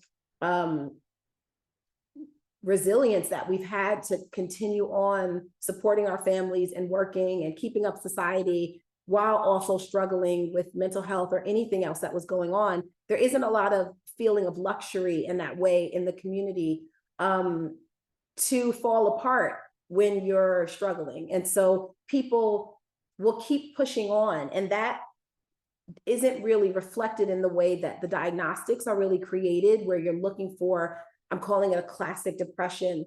Even though people could certainly say they're very depressed, they're feeling hope, they're feeling some fear and anxiety about a lot of things that makes them question whether or not things are going to change. They may still feel like they have faith, and so they have hope, but that's different than really feeling hopeful. And there's like, even the language that we use, there's a lot of cultural specificity that has to happen when you're working with Black communities in particular, as you're thinking about ways to describe mental health and mental wellness. Because unfortunately, if you ask the average person, how they're doing, and they might say they're doing fine. And if you give them a diagnostic, they may report that, no, I don't want to kill myself, and I don't want to kill my baby, and I don't feel hopeless. I'm sure things could get better. But that's different than, but how are you coping every day? Like, yes, you get out of bed and you go to work and you're functional, but functionality is sort of like the marker for a lot of the diagnosis. And that isn't a good test to know if somebody needs help in the Black community, because we've done many things and functioned and are really struggling. And the consequence then is, if you're really pushed to the edge, what that looks like if you go into a place where you become dysfunctional, it's a very extreme. And the early signs and the warning signs, people can miss that if they don't understand the way that you process emotion and handle things. So I always want people to get to know, like when you are meeting with a client that's pregnant or postpartum, wherever you're meeting them, have a conversation about, what does it look like when you're at your worst? Can you describe it? What do you act like? What do you talk like? How would I know if you weren't doing well? Because your perspective might be that they look disheveled, that they, can't keep up with what's happening, but maybe their version is they're going to overdo their makeup and their hair because they feel so bad. They at least have to be presentable. And they're going to be doing even more things than they need to be doing because they can't sit down.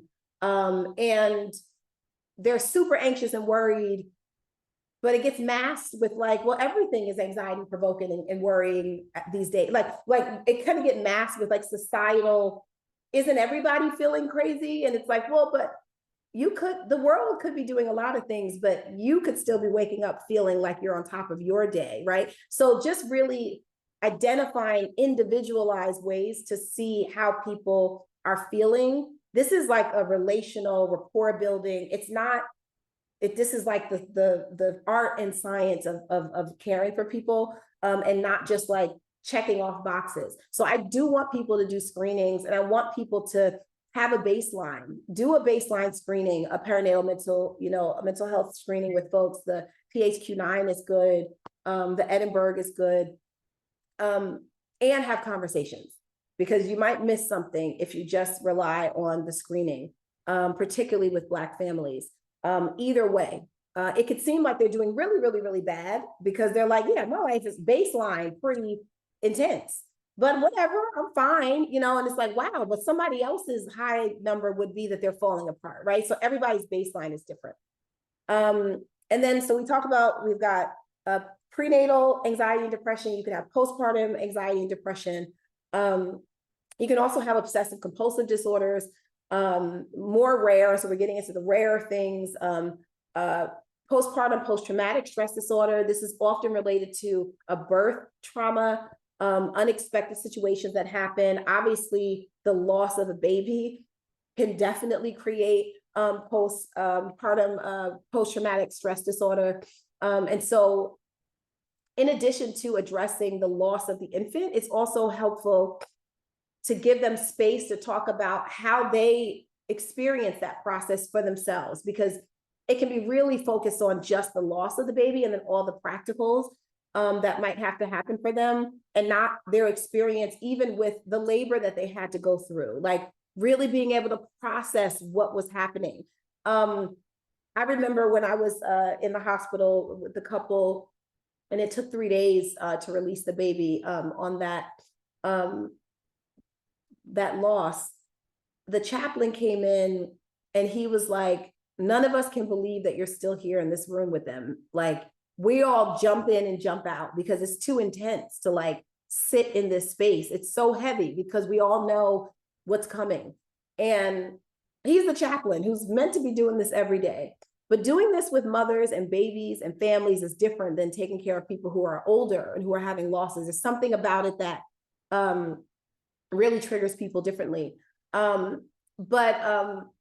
You know, I was going to say something. I lost what I was going to say about that because I'm just in the emotion of it all. But I think I just wanted to note that what people will experience related to their actual labor, people may never revisit that again, because it's like, why would we want to go back down that conversation? Like, you just lost your baby. And I'm not saying to force them into that, but people need a space to process all the things that happen to them. And it's very rare for people to sort of be willing to take the time to let them talk about their physical experience and their emotional experience, not just how does it feel to have lost a baby. And so just know that those are two different, distinct traumas that are potentially happening for the person.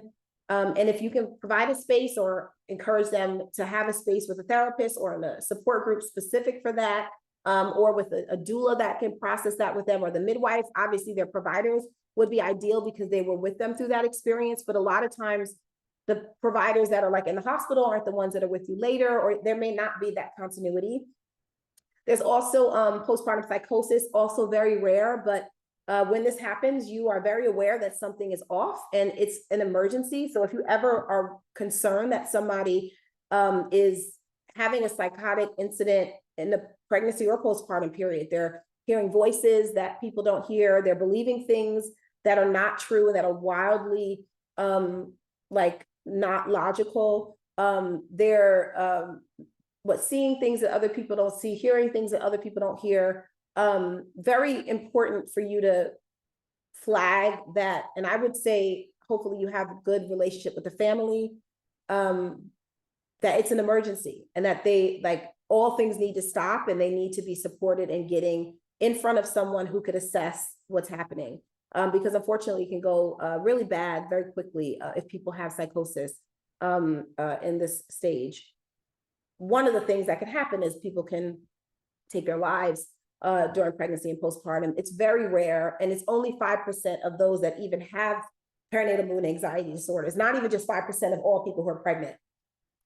But when it does occur, it's also really unfortunate and very preventable, you know, to having demise after postpartum mood disorders, because they're very, you can manage them between support of psychotherapy and therapy, medications, general support, sleep support. There's all kinds of things that can be supportive for this. Stages of grief. So just as a revisit, I think many of us maybe in school would have heard about this, but something to think about where people are. Not everybody processes in the same order that they are in. So just know that these are things that people might be managing that you could just be aware of so you can hold a space for them where they are in that. This can be particularly, I found that support people sometimes can struggle with supporting people when they're in certain stages that they feel like don't match where they feel like they should be. So people who are in denial, that this has even happened at all. So I'll give an example. A person could be told that they are going to have a stillbirth, that their baby doesn't have a heartbeat. They're going to need to go through a delivery. They've had multiple assessments because they don't make that diagnostic, you know, they usually have multiple people check, and but they could be in a space where they're like, I'm going to keep this in prayer. I don't accept this, right?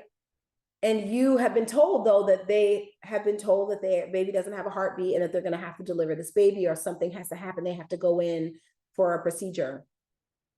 How do you hold that, right? You don't want to resist people when they're in their stages of grief, because they get to be wherever they are. But you also, it's like trying to create a safety net around someone that maybe like is blind and they can't see. And so you're like, I don't want to stop you from moving, but there's a sharp edge here, so we're going to put something here so you don't step in it, right? So it's like, be thinking as much as possible how you could support whatever has to happen right now for them, and then know that all of these things will come to pass. If it has to be that the moment that the baby is received in their arms and then they realize it, then that's where that moment has to happen. And it's okay, because that's the way they needed to process it. Like, you don't want to rush somebody's psychological process. Basically, the concept behind, grief stages, but also like psychological experiences, is that as human beings, our brains know what we need to process, and it knows how far we can handle some information before we kind of shut down. And especially when you are still pregnant or having to manage it, you can't shut down entirely. So you're just going to be managing as best as you can do. People get angry. Sometimes they can be angry with you. Why didn't you tell me this could happen? Or somebody should have told me to go to the doctor, or the doctor should have said. It could be so many things that maybe are not accurate for what's actually happening, but it's where they need to express their emotion. So if you're the receiver of any of that, just know this too shall pass, most likely, and know that they're in a space where they need support. And sometimes when you're blindfolded and you don't know where you're going, you start yelling and screaming, and we're just going to be here for you when you calm down, because one day you'll need the support. And unfortunately, like, it can be difficult because people can push people away and then end up isolated. Bargaining, one of the examples of this, like praying for a healthy pregnancy in the future, which of course makes sense, right? Like, there's nothing wrong with that, but it's just in this category of like, well, what if I could do this so that this could happen? And it's just a stage of the processing.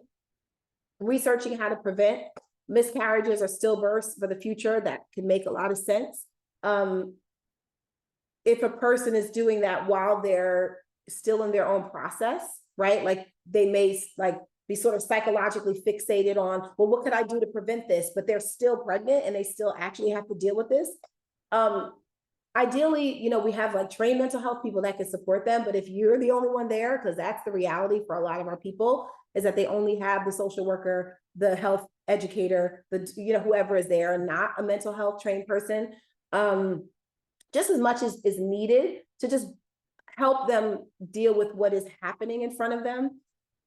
Because sometimes people can become distracted with something in order to sort of like cope, but they actually like need to plan the doctor's appointment so that they can have the pregnancy release. And that needs to be held with someone else, hopefully their family or someone that can support them with doing that, rather than just I'm not dealing with this. That doctor said that, and I'm not going to go back to that doctor, right? Because that can happen where people react in really extreme ways. Obviously depression, and then acceptance at some point that they've had the loss, and that it will be easier over time to cope. And I think that one of the biggest ways to strengthen this is for them to come into community of other people who've had losses. It's just like an incredible thing that I've seen with the Sisters in Loss community and other perinatal loss communities, where people can see themselves. They can see themselves in the stories of someone else. And what I was going to say earlier that I realized I didn't finish was that listening to the podcast where people are telling their stories, it also helped me understand the phases of processing for people. So it normalizes when I'm hearing someone in a particular phase that it's okay. Like, I understand that this is a common, all of it is normal in the range of something that's really an unusual scenario and really difficult to handle. And then consider the family. Think about the siblings, think about the partners, the grandparents. Lots of people get impacted by the loss, and not just the birthing person and their partner. Helping them have conversations with their siblings if you are in a role to do that.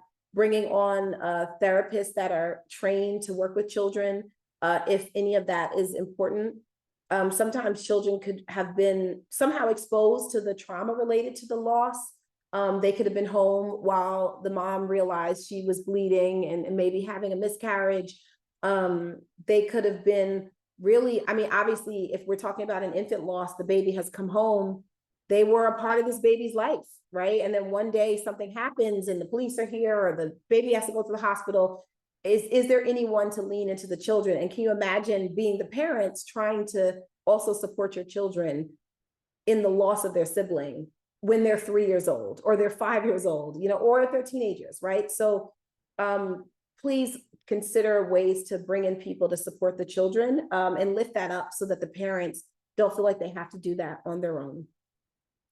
And I'm going to pause here to see if there's any questions or thoughts before we get into listening to some stories.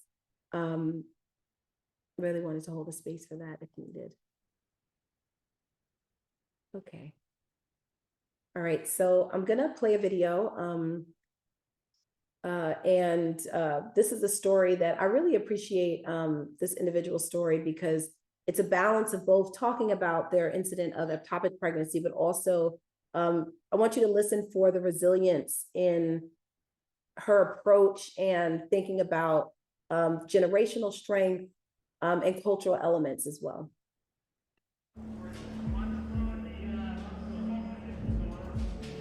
My grandma had 11 kids. My mom has 4 kids.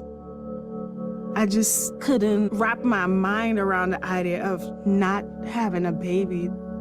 I had so much hope.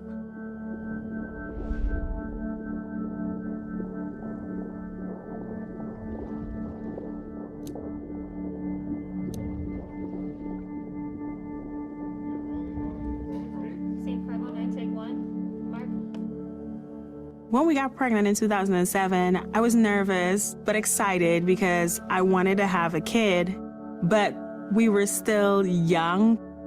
Within about 2 months into the pregnancy, my doctor couldn't hear the heartbeat. It was like, you had a miscarriage, go home, you'll pass it. But I was clueless, I didn't know what pass it means. As a week went on, I just noticed that I started to feel really tired. I called in and they told me it's normal. I was like, are you guys sure something is not right? And I said, I haven't passed anything. The next day, the nurse called me and she was like, we double check your HCG levels. For someone who should have a miscarriage, your pregnancy hormones is like really high still. We're gonna have you come in tomorrow and we're gonna check and make sure that everything is normal. When I went in, I was surprised because I was hoping to see my doctor that I've been seeing for the past 2 years. They was like, she's not available, and so they had me see someone else. She said, the good news is you didn't have a miscarriage, you're pregnant. The bad news is the baby is stuck in your tubes and we need to rush you to ER because if we don't, it can erupt and there's a possibility that you can die. I just felt like if I wasn't in tune with my body and I didn't listen to my body, I wouldn't have been here. I've had a friend who died from an ectopic pregnancy, and it was really scary to find out that your baby is alive, but we gotta get it out of you because it can kill you. I allowed myself to heal for a year, and then we tried again. I got pregnant in 2009. I had a successful pregnancy and I had my son. This is my third and final. In this pregnancy, I feel in control when it comes to who I choose for my doctor, how I want to be taken care of. I have that peace of mind now. I believe it's important to listen to women because there's a thing called a woman's intuition. It's something that we are born with, and we can tell you when something is wrong with us. From young, we've learned how to check our bodies, check for lumps. So if we are telling you that something is wrong with our bodies, you need to listen to us. Because at the end of the day, we are the one that carries life. How is life gonna continue without us?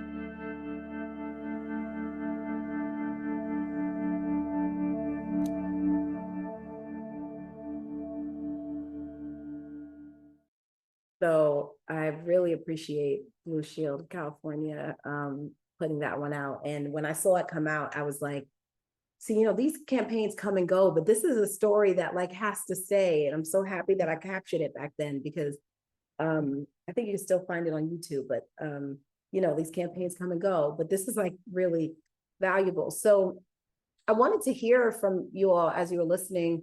What did you hear around resilience, around culture? Like what stuck out to you around what this individual was saying? I felt like the story was so full of gems to think about.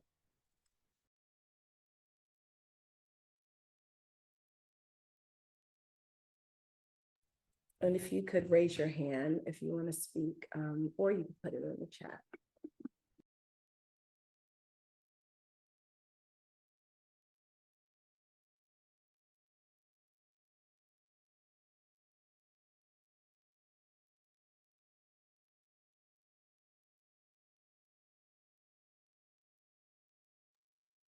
I'm a psychologist, so I'm very comfortable with silence, but I really want to hear folks' thoughts. Okay, Dominique, I see you. Thank you. You know, she really makes me think of how, particularly when you work in this space, you become familiar with terminology and language. And so it becomes almost commonplace to say, you know, you'll pass it, right? Without even thinking, I need to pause and really spend some time engaging with this person around what's actually happening and what they can expect. And, you know, so that as a provider, there's clarity on that end as to what information is being understood. And I think, you know, it just feeds into that notion that, you know, we just get in the habit of kind of moving in the routine and we assume that there's a degree of understanding, or that someone will pause and say, I don't understand. Yeah, no, that's so true because people are like, they're kind of in a daze anyway. Like, how do you even know what question to ask when you're in that situation? And do they have the assertiveness, you know, or the comfort or enough rapport to feel like they can ask questions, right? Like they don't want to seem like you to think that they're unintelligent and all the things that come up with people, particularly like cross-culturally, if it doesn't feel safe. But also what you said about explaining it, like the terminology and also the experience. So I always just like want people to slow down when they're describing things. So what does pass it mean? What experience have I had that I understand what that means for my body? Is that going to be like a period? Well, that depends on how far along you are. People are not expecting the level of pains that they have, you know, with particularly like later miscarriages. You know, also with abortions, when people are taking the pills at home and you know, passing it as it will be called in the same way, people are often really not prepared for that experience. And it always concerns me. I'm like, how do you, you know, let somebody leave not knowing what that's going to be like? And I won't get into all the details here because I feel like that's a very specific thing.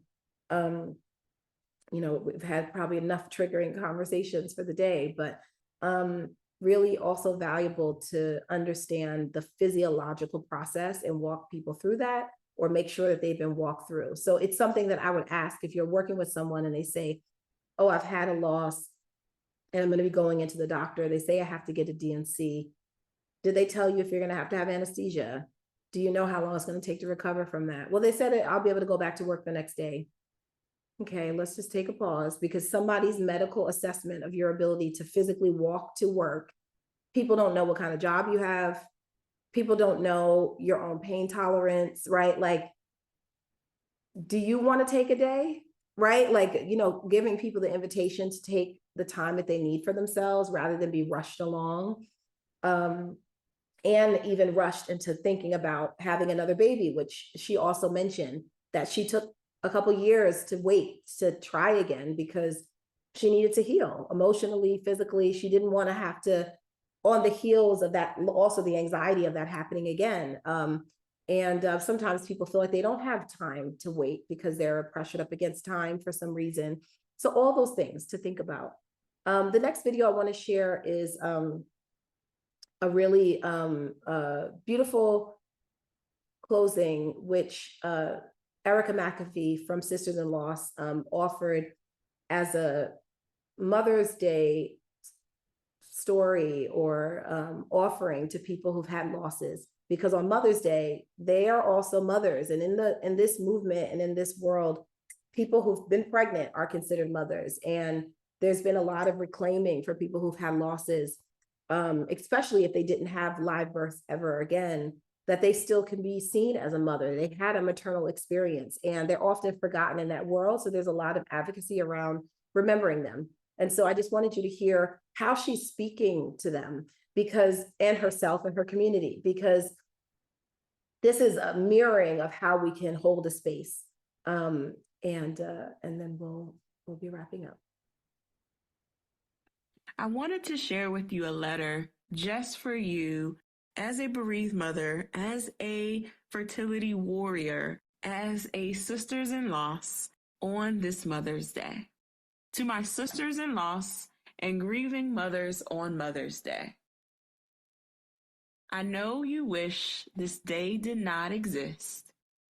You have lost your precious child and your arms ache to hold them. Of all the days, you especially want them on Mother's Day. You want to celebrate that they did exist. You want to bask in how much they have grown up and not recall who they were. You want to see your baby alive and whole and want to smell that was only theirs. I know. I understand. I get it. You don't want the flowers, gifts, or happy Mother's Day messages. You want your baby to be in your arms and say, "Hey, Mom, I love you." There is no greater sorrow on earth than losing a child. I know your heart aches and your arms are empty. I know how difficult it is to see the social media posts of Happy Mother's Day that are coming up, or the ads that are in your feed or that are talking about Mother's Day. I even understand why you might avoid public Mother's Day celebrations, although we can't do them this year because we're quarantined. And instead that we all are going to be staying at home. Maybe you even visit the cemetery to see your baby because no one speaks of them anymore. This upcoming Sunday, Sisters in Loss, I want you to celebrate your baby no matter how long they were here. If you gave them a name, or even if you did not say their name, bravely, boldly, and proud today. Sisters in Loss, you are courageous because you have survived the unimaginable and managed to crawl out of bed yet again today. You are phenomenal. You are spectacular. You are resilient. You are a mother.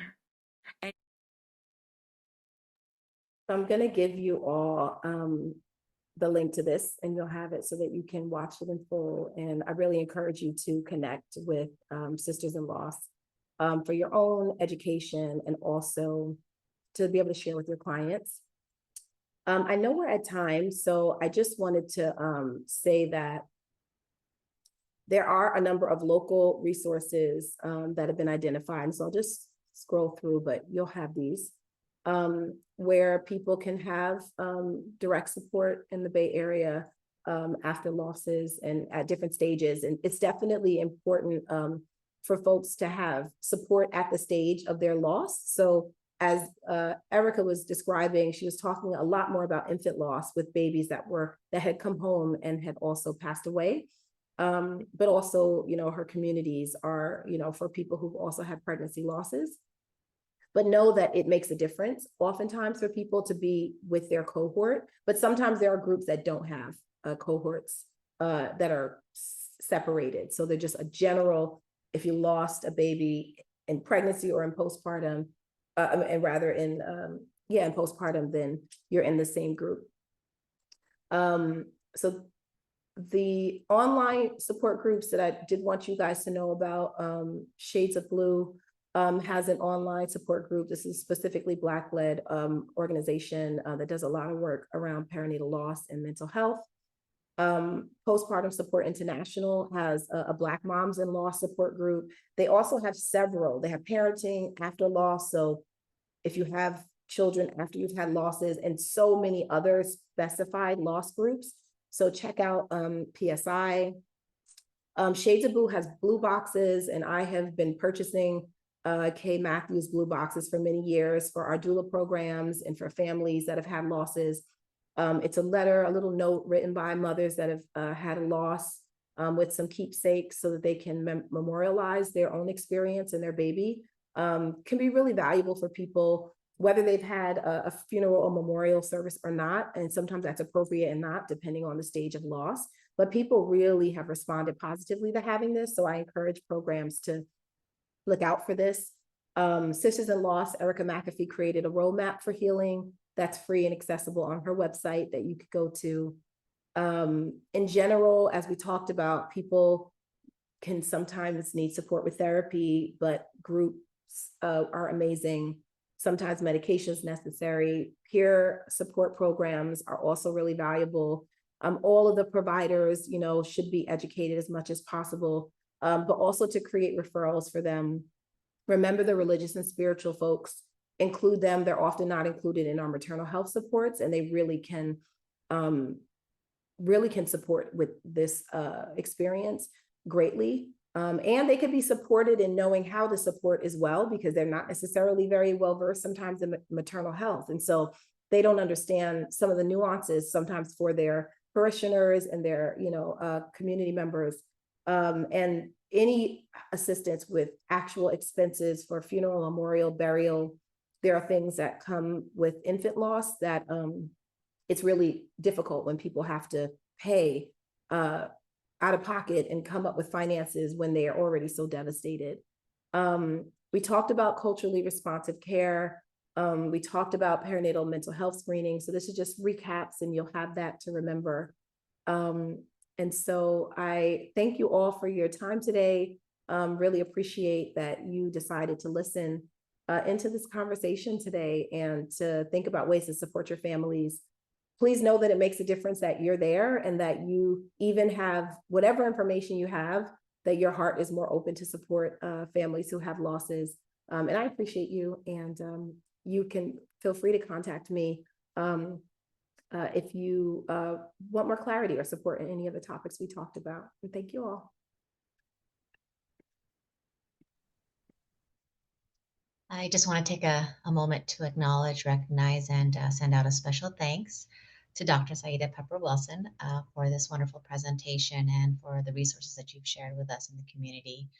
I do again appreciate this collaborative partnership with Dominique Wilson, who's the program administrator for the Parent Partnership Strategy. Such a beautiful coming together of this presentation and information today. So again, a friendly reminder that you'll be receiving an email, an evaluation for today's training, and we look forward to hearing from you, and we appreciate the time and efforts in responding back to those evaluations. Again, we do thank you all for being with us today, and we hope to see you next time. Thank you again. Have a great day.